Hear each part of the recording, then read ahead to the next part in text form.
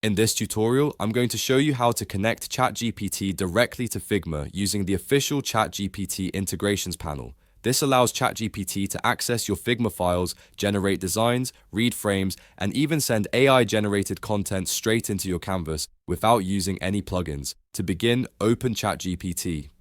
On the bottom left corner, click on your profile icon, then select Settings. Inside the Settings panel, look for the section called Apps and Integrations or Connected Apps. This is where Chatgpt allows you to link external services like Figma. Scroll until you see Figma in the available integrations list. Click on it, then select Connect. Chatgpt will redirect you to a Figma login screen where you'll need to sign in and authorize access. Once you approve the connection, Chatgpt will now be able to fetch your files, edit content, and send updates back into your Figma workspace.